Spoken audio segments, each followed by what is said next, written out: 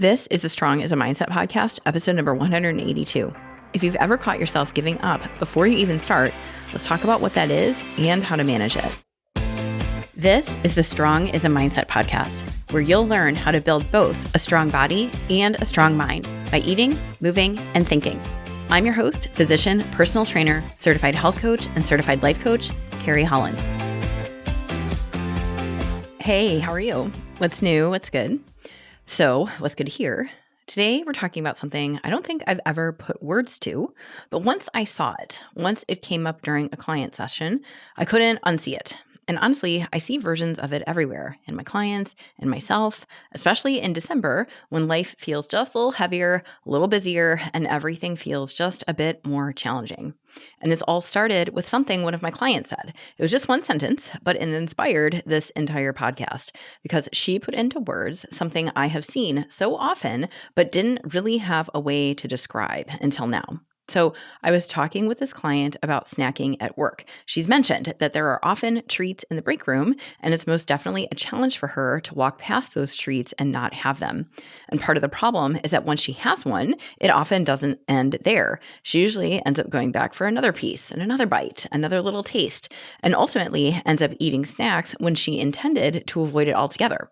And I think this is a good example because this challenge is not at all unique to her. In fact, I spend a lot of time talking with clients about snacking at work, and the break room can be a real challenge, especially at this time of year. So as we were talking about this, we were brainstorming ideas about alternatives, drinking water, stepping outside of the break room, eating one of the snacks that she packed in her work bag, taking a walk around the office, all the usual things. And we had also talked about how she was going to talk herself through it because we had lots of strategies for what she could actually do in the moment. But I also wanted to address how she was going to talk to herself and what she was going to say to herself when her brain started offering up all kinds of excuses for why she should eat the cookies sitting on the break room table. And while we were talking, she appeared to be nodding along, agreeing, even writing ideas down in her notebook, but something felt off. It felt like we were just talking.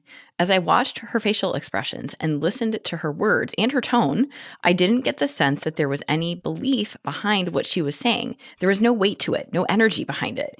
It almost felt like she was humoring me. And then she said in a completely casual, matter-of-fact voice, "I already know I'm going to have it." And that was it. That's when it all started to make sense. The way she said it, the tone, the speed, the certainty, it wasn't just a sentence, it was an entire mindset wrapped up into 8 words. It was resignation, and not after the fact, not after the decision, but before. And it stood out to me because it wasn't even dramatic. It wasn't emotional. There was no struggle in her voice. If anything, there was a sense of relief, like she was finally telling me the truth after politely agreeing with me for 20 minutes. And that's what made it so striking. It was quiet, it was calm, and it was matter of fact, like she was reporting the news. And underneath it was her very real belief, this isn't possible for me. I've already lost. And once I understood what was going on, everything we had been talking about suddenly felt flimsy. Because of course, the drink of water or her prepackaged snack or the walk around the building that we were talking about, none of that was going to stick.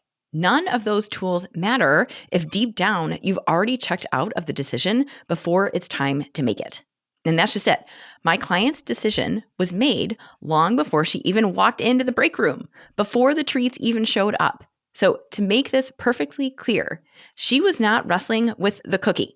She was wrestling with the belief that she had no choice and zero agency around the cookies. And that pre-decision is the part that most of us never see. We think the problem is the treat or the willpower or the busy day. But sometimes we lose the battle in our minds before the situation even happens. And I recognized it because I do this too. So just the other day, and maybe this is being too honest, but here we are. I had a full day with no client calls. It was a perfect writing day, a day to put my nose down and get a lot of work done. And I sat down at my desk in the morning and I just knew. I knew I wasn't going to get it done. There was zero fight, zero engagement, really just zero all around. And instead, I watched puppy videos. I did online Christmas shopping. I paid some bills. I basically did everything except the thing I needed to do. I had pre-resigned. I had given up before I even tried. And so many of my clients do this too, whether it's around snacking or nighttime eating or workouts. They want to do better. They really desire it. There is a part of them that really wants change, but they also believe that change has to be big, all in, 100%, massive effort, and they know that is not sustainable. So instead of aiming for something smaller or more realistic, they give in. They tell themselves it's already lost. So this is perfectionism tangled up with hopelessness, and the result is pre-resignation. And the hard part is that it doesn't even feel like giving up. It feels responsible. It feels like telling yourself the truth about what you can or can't do, even when that truth is completely outdated. So let's talk about what pre-resignation actually is and what it isn't, so you can start looking for it. Pre-resignation is the decision you make before the decision you think you're making. So let me say that one more time. It's the decision you make before the decision you think you're making. What in the heck does that mean? So pre-resignation is the quiet, automatic, invisible checking out that happens way before the moment you think you failed. It happens before you have the chance to prove a different outcome to yourself. But here's the part I want to spell out. Pre-resignation feels so fast, so subtle, and so familiar that most of us don't even register it as a decision. It just feels like truth. It just feels like this is how it always goes. But it is a decision. It's a split-second one that you make so fast you don't even realize you made it. It's the moment you silently hand your power to the urge or the mood or the stress or the old version of you. Really, it's a subtle declaration that you make to yourself that says, I won't do it. I'll never stick to it. This is just what happens. And because you say it so quickly, you start believing it's fact instead of a choice. And honestly, that's the part that matters. You decide you've already failed way before you ever get the chance to succeed. And this shows up everywhere, not just with food. So for me, it shows up around speaking up. So I tend to be agreeable. I do not like to rock the boat. I also don't like conflict. And if I'm being fully honest here, I've had to unlearn some deep-rooted fear around this. I grew up in a home where speaking up often led to someone getting angry, sometimes even violent, and someone else leaving. So for me, the lesson I learned was that using my voice and saying something was dangerous. And even now, as a fully grown adult woman, in certain situations, I can feel myself pre-deciding, I'm not going to say anything. And I resign myself before I even open my mouth. And pre-resignation, it feels awful. It feels both heavy and hollow at the same time, like a pit in your stomach mixed with early disappointment. And part of that heaviness is the dishonesty of it, because pre-resignation is always based on dishonesty with yourself. You're telling yourself you're trying when really you've already decided you're not. And I see this all the time in my clients. I have a client who makes very detailed, organized, spelled out plans for exercising and eating during our sessions. But then she'll also tell me in the same breath that as soon as work gets busy, which it always does, that the plan is done. It's gone. She's already resigned that work will win. She's already decided she will come last. It's automatic. And when she says it, it's not distressed, it's not dramatic. She says it as if it's a fact and not a choice, as if the decision has already been made for her and she's just informing me of the outcome. So, if you hear yourself at all in any of this, or if you've ever found yourself pre-resigned or that you're checked out before you even try, let's talk about why this happens. Let's pick some of this apart. So, first, pre-resignation happens because of your past evidence. Remember, your brain likes to predict. It looks at what you've done before and assumes you're going to do the exact same thing again. So if you've skipped the workout before, or if you've eaten the cookie before, or if you've bailed on the plan before, your brain takes that as proof of what you'll do next. It's just saying, we've been here before, we know how this goes. And when your brain thinks it knows how it goes, it doesn't bother offering you any alternatives and acts like the result is already decided. Pre-resignation also happens because of identity conflict. And here's what I mean by this. You can want to be the woman who works out regularly, or eats differently, or wakes up early, or sets boundaries. But wanting doesn't mean that you believe you're that woman yet. You can want the healthier, stronger version of yourself, but still identify with the version who breaks her own promises. And that internal conflict between what you want and who you are right now, that creates a quiet tug of war, but it's real. And when you're in that tug of war, resignation often feels easier than trying to move toward the newer identity you're trying so hard to build, because that resignation reinforces the story you've been believing about yourself for years. And then let's not forget exhaustion. So that can come in the form of decision fatigue, mental load fatigue, holiday fatigue, caregiving fatigue, all of it, especially in December. This is a month where your brain is already doing overtime with more events, more planning, more emotions, really more everything. And when your brain is tired, your brain will also choose the path of least resistance. And trying, even just a little bit, feels like effort. So your brain says no thank you and takes the shortcut and defaults to what you've always done. And the last layer that leads you to pre-resignation is emotional protection. And this is the quiet, sneaky one. Pre-resignation protects you from disappointment. So think about it. If you tell yourself you're not going to follow through before you even try, then you can't be disappointed. You can't fail because you never really gave yourself the chance to succeed in the first place. And as painful as that is, there's a weird comfort in it. It's familiar and it's predictable. And the comfort of resigning ahead of time feels safer than risking the vulnerability of doing the thing and not knowing how it's going to go. So when you put these pieces together, your past evidence, your identity conflict, your exhaustion, and your desire to protect yourself, pre-resignation makes total sense. And when you zoom out and look at this, it becomes clear that this isn't about failure or weakness. It's about two different parts of you trying to protect you in very different ways. One part wants safety and one part wants growth. And both of those parts matter. Both are real and both show up. These are the two versions of you in the room. So let's talk about those two parts of you for a minute because they each have a job. And understanding those jobs makes everything about pre-resignation make so much more sense. So there is the first part of you that wants to evolve. That's the part of you that wants more for your life. That's the part that wants to show up differently. She's the one who sets the alarm the night before, who signs up for the training plan, who puts the lettuce in the grocery cart, and who says to herself, I want to feel better than this. So that is the forward-facing version of you who has a vision and believes that something better is possible. And then there's the other part. That's the part of you that learned a long time ago that shutting down feels safer. That's the part of you that doesn't want to be disappointed and would rather avoid than take a risk. And that part isn't weak, it's just protective. It's the part of you that says, don't speak up, it's not worth the fallout. Or don't try that workout, you know you'll quit anyway. Or don't skip the cookie, you always end up eating it. And the goal is not to sabotage you. The goal of that part of you is to keep you from what it perceives to be emotional danger. And here's the thing to know about these two parts of you. They are not equal in strength or speed. So the part of you that wants change is steady, but slower. She's intentional. She thinks long term. She believes in the version of you you're trying to become, but she takes her sweet time getting there. And that is the adult in the room. But the protective self, she's quick, automatic, lightning fast. She doesn't think, she reacts. And she reacts based on old patterns or things that you learned years or even decades ago about safety, danger, conflict, rejection, and failure. So that part of you has rehearsed those habits thousands of times. And that's the part of you that's practiced and very efficient. And that is why it can be so hard to call on the part of you that wants better, because that's not the part of you who shows up first. When you are tired or stretched thin or overwhelmed or triggered or walking into an old environment, the protective part of you jumps in instantly and says, I already know how this goes. And it takes control before the other part of you even gets a chance to show up. And this is where pre-resignation lives, in the gap where the protective self jumps in and doesn't give your evolving self a chance to do anything. I see this very clearly in my own life, especially right now.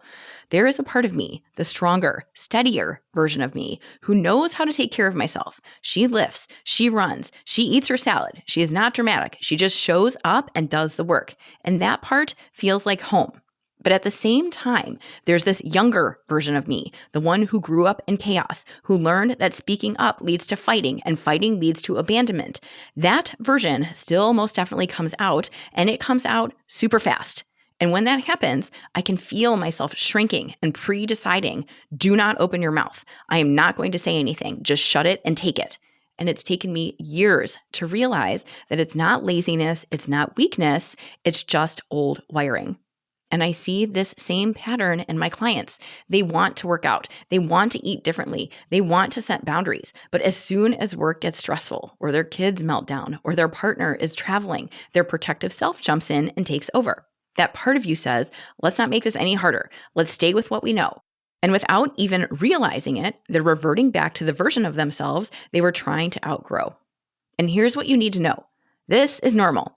It doesn't mean you don't want change. It doesn't mean you don't care. It just means your protective self is faster than your growing self, and that part of you thinks it's doing you a favor. And this tension between your two selves, this is the heart of pre-resignation. Because pre-resignation is not you being inconsistent, it's just trying to protect you from discomfort, even if the cost is keeping you exactly where you are. So, what do you do about pre-resignation? If you're hearing this and you're thinking, yes, I do this, or if you can think of places in your life where you've resigned before you even tried, let's talk about how to interrupt this cycle. Because if the protective part of you is fast and typically jumps in with stories that have been imprinted for decades, then you might wonder, what chance does the part of you that wants better even have? And it's actually more than you think. But the way you access that part of you is not through willpower or brute force. Instead, it's about giving yourself just enough space, like literally a few seconds, for the version of you who wants better to show up. And to be clear, this is not where I give you a long list of steps or a complicated framework, because that's not what this is about. Pre-resignation doesn't require a load of tools.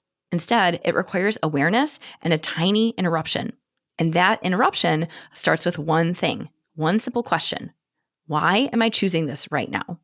Not, why am I like this? Why can't I ever? Why is this so hard? Just, why am I choosing this right now? That question brings the moment into focus. It slows you down and interrupts the autopilot just long enough for you to notice it. It gives you the opportunity to question the story your protective self is telling you. And it gives the growth-focused part of you a chance to speak up.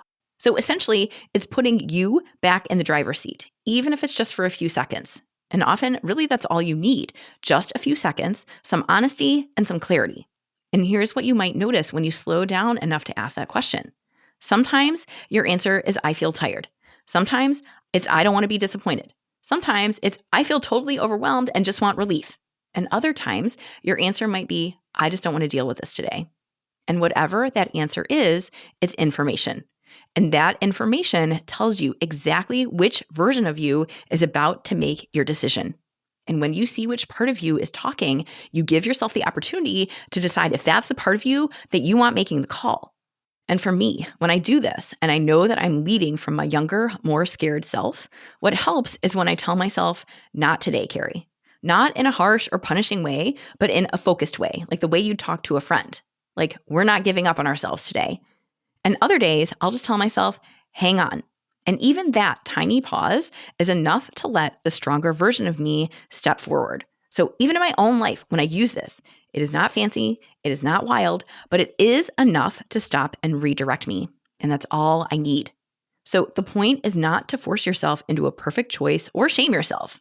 The point is to reclaim the moment before the moment where you usually check out and write a different ending to the story. So the goal is to stay in the choice long enough to actually participate in it. This is key because once you're in that moment where you're awake, aware, and present, you can actually choose. And that is the opposite of resignation.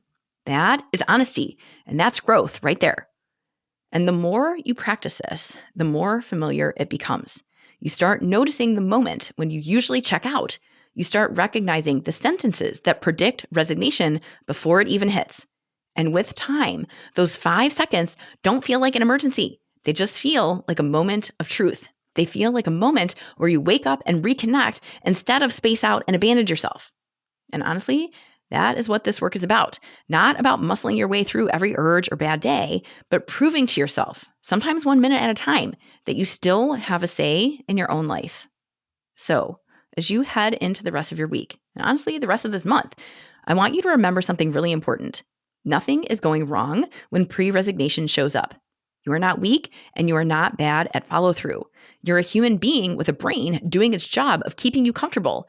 even if that comfort comes at the expense of the life you actually want. So what matters isn't whether the protective voice shows up, because it will. What matters is whether you recognize it soon enough to let the other part of you speak up, the part that wants to grow, the part that wants something better, the part that is genuinely trying. That's the part of you that's building a different life, and that part of you deserves space. Interrupting pre-resignation is not about getting it right every time. Really, it's about honesty. It's about giving yourself the chance to see what's actually going on instead of slipping back into the old story you've believed for years. And it's about staying with yourself long enough, even for a few seconds, to make a deliberate decision instead of checking out by default. And that's what I want you to take away. You always have a moment, even if it's a tiny one, where you can stay in it and come back to yourself. You can ask why. You can interrupt the spiral. You can see which part of you is about to take the wheel. You can give yourself just a short blip of time to make a different outcome possible. And you do not have to overhaul your life. You don't have to be perfect here. And you don't have to win every moment. You just have to stop abandoning yourself before you even begin. You just have to stay present long enough to have a say. And that matters because you are not powerless here. You never were. All right? And if you want help with this, let's go. When you coach with me, this is exactly what we work on. Catching the moments you usually miss, understanding the stories that lead you to resign before you start, and building the self-trust that makes change possible. If you're ready to do this work, head to www.carriehollandmd.com/contact, and let's talk about how coaching will help you stop abandoning yourself and start building the life you actually want. All right? Thank you again for hanging out with me, and I'll catch you again next week.